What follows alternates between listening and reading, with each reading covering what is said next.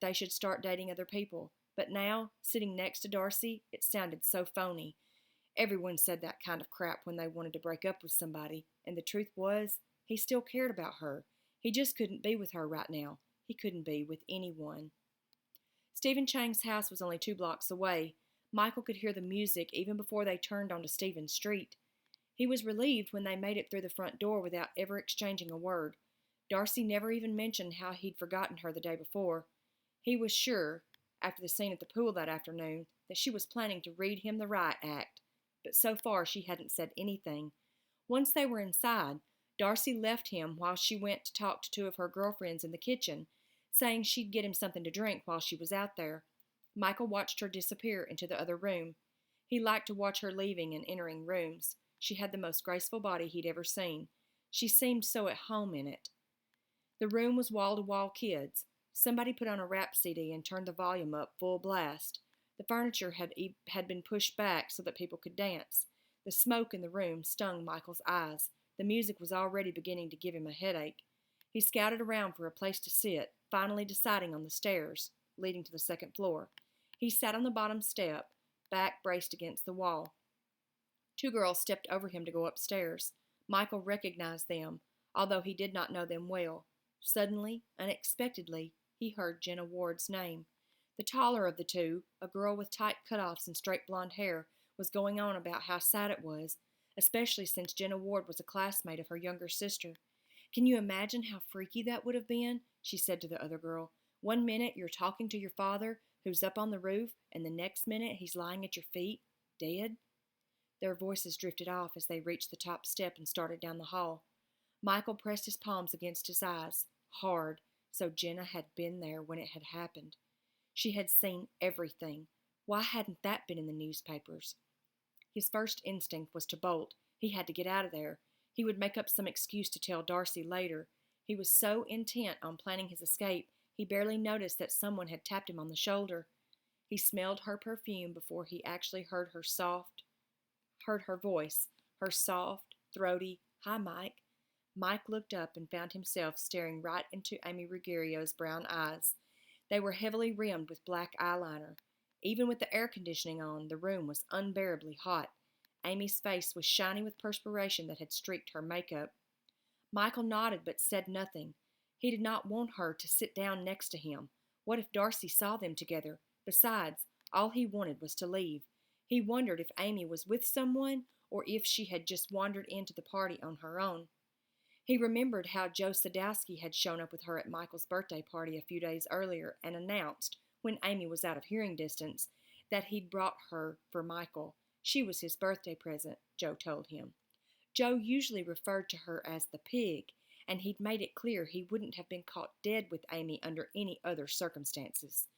He seemed to think it was a pretty good joke, too, claiming that Amy was so dumb she actually thought he wanted to go out with her. "Great party," Amy shouted above the music. She sat down on the next step up. Michael kept his attention focused on the kitchen door. "Yeah. Not as good as yours, though."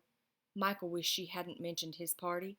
It made him think of those 10 minutes in the garage with her, and he didn't want to think about that. Not now, not ever. "Want some?" She held her bottle of iced tea out to him. Michael shook his head. Darcy had just come from the kitchen and was crossing the room holding 2 cans of soda. She handed him one without acknowledging Amy's presence. Amy stood up, saying she was on her way upstairs to use the bathroom. Darcy sat down in Amy's place without looking at her. It was as if she'd never been there at all. For the rest of the night, Michael went through the motions. He danced dutifully when Darcy suggested it. He accepted the food and drinks she brought him, even though he did not want them. He managed to carry on a conversation with some of his friends, although later he would not remember what they had talked about. He even had the obligatory can of beer out back with a few of the other track stars. By 10, most of the kids at the party were drinking beer. Michael knew Darcy hated it when he drank, so he usually didn't. Stephen's parents were upstairs. They had promised not to interfere with his party unless there was trouble. They had no idea that one of the seniors had gotten his older brother to supply the party with a couple of cases of Coors. By midnight, Michael's head was throbbing. He wanted nothing more than to go home to bed. Then, just as Darcy was maneuvering him through the crowd for another dance, He felt a hand clamp down on his shoulder. Joe Sadowski belched his beer-soaked breath in his face. "Hey, man, haven't seen you all night." Michael could see that Joe was drunk. His friend could barely stand up. His eyes were a watery pink. He leaned on Michael for support. "The word's out. Your party dropped to second place 2 cases of Coors ago. Sorry, man." Joe patted him on the back, pretending to be sympathetic. Darcy looked grim. Michael knew she disliked Joe. She would be even less patient with a drunken Joe. "I'll just take him outside in the fresh air," he told her. "I'll be right back." Darcy rolled her eyes toward the ceiling, then nodded. She would be out in the kitchen talking with Suzanne, she told him. Suzanne and her boyfriend had broken up only an hour ago. Michael steered Joe out the back door onto the patio and sat him in a lounge chair. "Man, you're really gassed," he said. Joe grinned up at him. "That's what parties are for, man. Get with the program." He narrowed his eyes. "You ain't going to preach to me, I hope." He shook his head and snorted. "Nah, you wouldn't dare." Michael didn't have to ask what he meant. His body tensed. He glanced over at his shoulder to see if anyone had overheard. He began to worry that Joe might say something to someone, the wrong someone, while he was in this condition, something they'd both regret. "Come on, I'll take you home," he said. "Can't go home," Joe slurred. "My folks'll kill me." Michael considered this for a minute.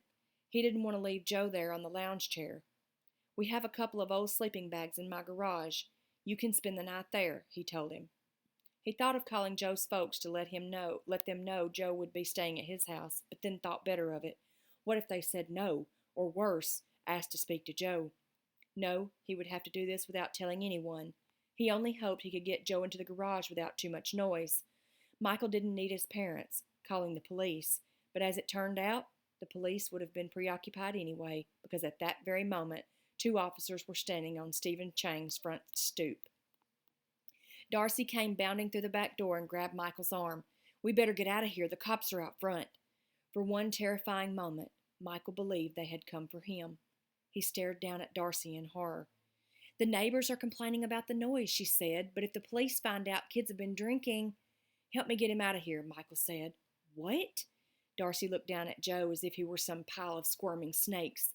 Her upper lip curled in undisguised revulsion.